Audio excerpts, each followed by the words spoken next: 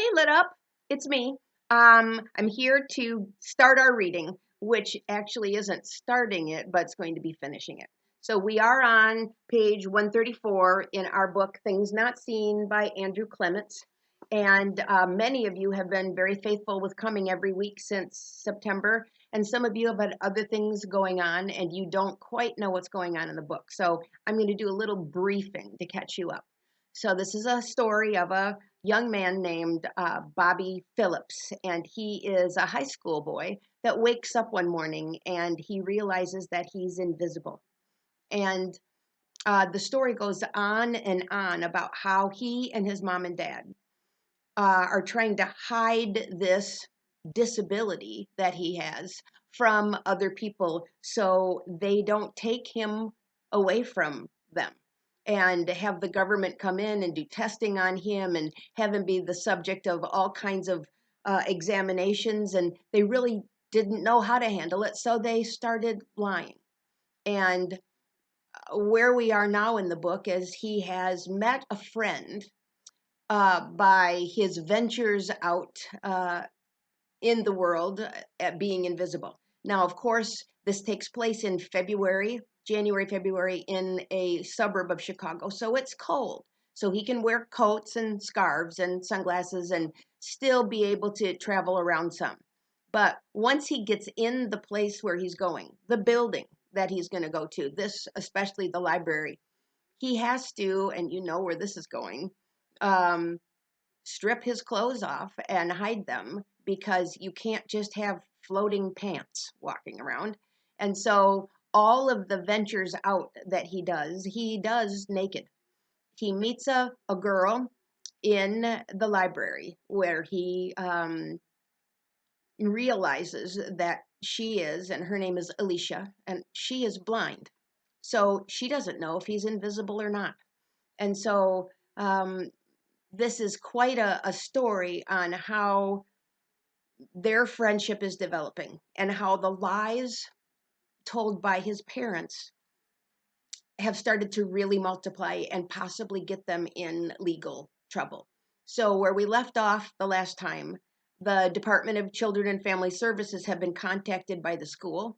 He has missed many weeks of school at this point, and his mother has told the school and a social worker that came out that he is staying with his Aunt Ethel in Florida. And so they've went to get a police warrant so they could search his house while his parents are there to see if they could find any traces of him and or his cell phone or anything that they could find traces of him being there. And so the lies have now elevated to the point where if they don't produce Bobby within the next several weeks, they're going to assume that he is missing, and they're going to charge the parents with that missingness or covering up something. So the time now to be invisible is and be silent about it is coming to an end.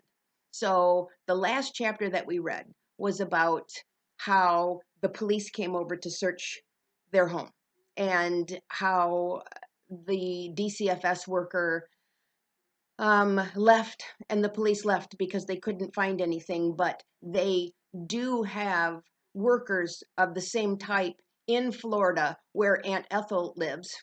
And they didn't, Bobby's mother didn't think enough to hide Aunt Ethel's phone number, which was hanging near the phone. And so, where we left off, the police were going to be searching for him in Florida as well. So the only people that know about his invisibleness is his mom and dad, who are both teachers at a college in Chicago, and Alicia and her parents. They both know, and they both are also teachers at the college. And so those are the only people that really know, and they're now trying to get themselves out of the trouble they're in before they end up in jail. So let's get this started. Chapter 17 is called Connections. An hour or so after the cops leave, Dad's on his way back to work, and I'm in the kitchen after lunch with Mom, and the phone rings. I pick it up, but before I say a word, Mom grabs the floating receiver out of the air. Hello? No, I'm sorry, Bobby isn't here. He's visiting some relatives in Florida, and I'm not sure when he'll be back. Okay, I'll tell him to give you a call the next time I talk with him. Okay, bye-bye. She hangs up and turns to me, cold and serious. Don't answer the phone, Bobby. If Dad isn't around or I'm not around, just let it ring. Do you understand? Oh, right, like in case it's that lady calling. Mom nods. Or Mrs. Trent, or the school, or just about anybody. You can't use the phone at all, and if you send any emails, erase your tracks. I tilt my head and I stare at her in disbelief, which has no effect because she can't tell what I'm doing. I have no body language. What, like, you think they're gonna tap our phones? I mean, that's pretty paranoid, Mom. Well, maybe, but maybe not. If I was running this investigation and I thought a child might be in danger, I'd sure ask a judge for a wiretap. I mean, wouldn't you? All I know is it makes sense to assume the worst, which is pretty paranoid, like I said. But I put on a shrug in my voice and said, fine, I won't use the phone. Who called? Alicia. So I can't talk to her? Because I don't think I could stand that. Mom reaches into her purse and hands me her cell phone. Use this, and you can give Alicia that number, okay? So I go up to my room and I call Alicia. I'm glad she called because I've got this idea I want to bounce off of her. Except it's a pretty wild idea, and I don't want her to think I'm nuts. So after she answers, she says, so, how's everything in Florida? And for a few minutes, I forget about my crazy idea because there's plenty of other stuff to talk about. I said, very funny. And I then tell her about the search party. When I'm done, she's not laughing anymore. The lady really said your mom and dad could go to jail? Well, no, not exactly, but she said there could be criminal prosecution. And that means you get arrested, and when you get arrested, they take you to jail, so it's the same thing. She's quiet for a few seconds, and then she says, guess what book I just finished listening to? I don't know. Something a little lighter than The Scarlet Letter, like maybe Winnie the Pooh? I have no idea. The Invisible Man by H.G. Wells.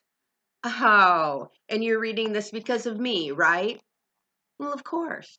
Oh, I'm deeply honored. So, how is it? Creepy. I think H.G. Wells has some serious issues. All his books are about wackos who try to take over the world. This character he made up is a real nutcase. The part about how the man made himself disappear is pretty interesting, though. You should read it. I'd rather have you give me a summary. Because you're lazy? Right. And because it's hard for me to check books out of the library right now? Okay, fine.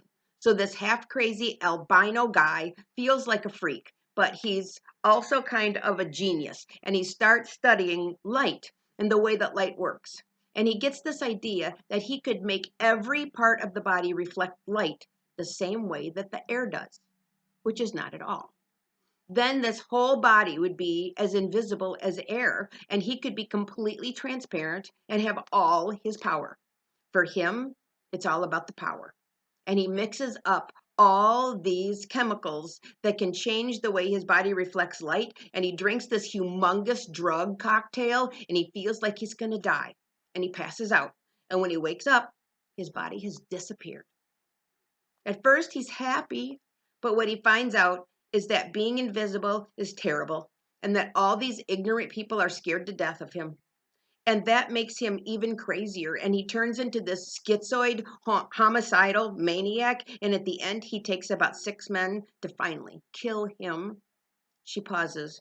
I don't say anything. Bobby? So that's the story? You said you wanted a summary. This sounds like a book I really need right now. Discouraging and disturbing, yet also deeply depressing. Thanks so much for sharing. Maybe you could start Alicia's book club. Here's your slogan. Push books to push you over the edge. She didn't say anything. So I said, sorry. Still, you have to admit, that's a pretty depressing story. But it's not. It's not depressing. I can picture her face, and her intensity surprises me because when I was listening to this book, all I could think of was that you are nothing like this guy. You aren't some crazy person trying to prove some big point or become a famous scientist or something. You were nice before this happened, and you're still a good person. It's not like you wanted any of this. It's just an accident. You're innocent, and this other guy's guilty. Plus, he doesn't trust anybody, and that's not like you. This guy is all on his own because he's so selfish. You're not alone like he was. Like your mom and dad, they would go to jail just to keep you safe. You have people who care about you and want to protect you. People like you? That stops her. Uh, well, yeah. Well, now she's blushing. I'm sure of it. I say, you really thought about all of this, haven't you? In case you haven't noticed, Bobby, I really think about everything. Just because I'm blind does not mean I'm stupid. Her sarcasm doesn't bother me anymore. Besides, it's my fault for getting personal. So I say, I think you're right about this being an accident. But my dad says there's no such thing as an accident. He says there's only cause and effect. So, anyway, I got this strange idea this morning and I want to know if you think it's stupid. Okay? Sure.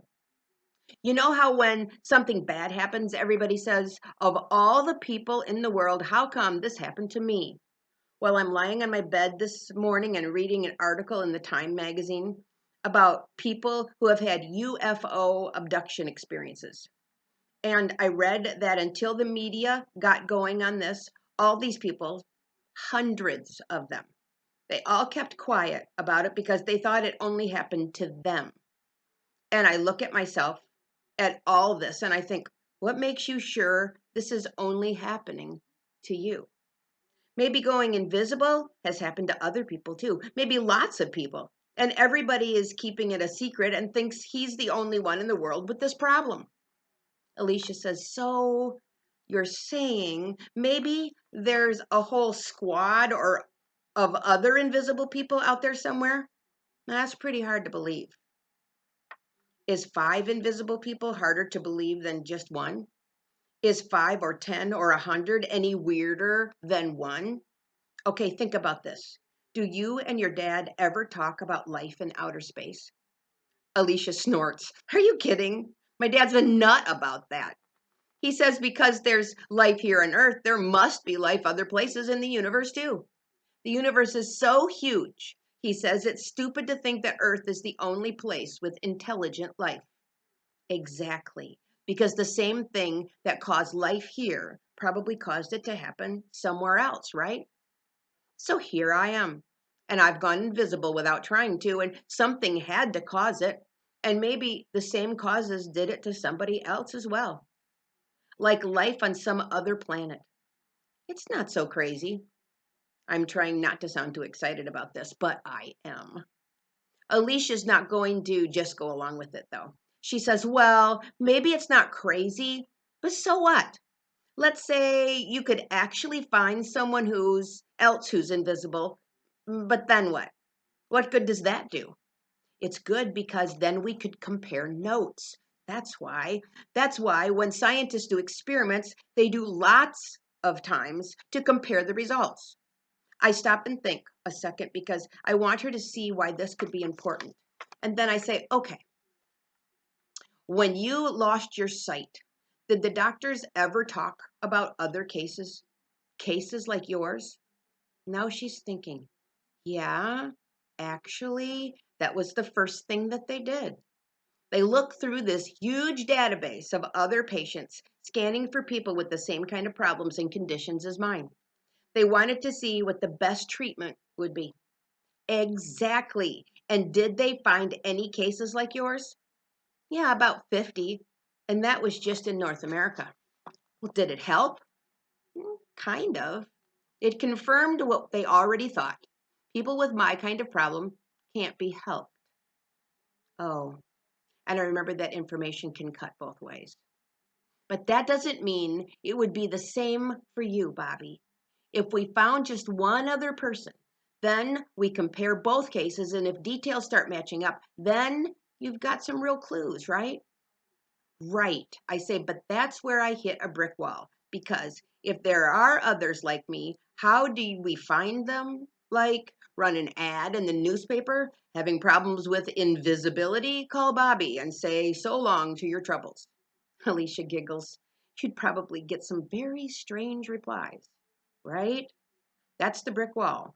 Because even if there was some other person like me, and even if we could find him, what good would it do? Because the cops are still going to crash in here 5 days from now and try to arrest my parents. But it's something to work on, Bobby, and it's not like you've got some other big plan, right? And you can't just sit around and feel sorry for yourself and do nothing for 5 days, right? Except that's what we're doing. Nothing. It's her tone that gets to me.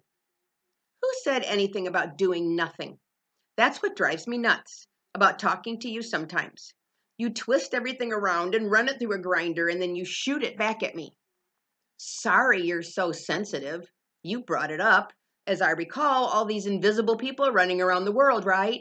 You asked me, and I said it sounded like something worth looking into, and then you turned it around and say it's all just pointless.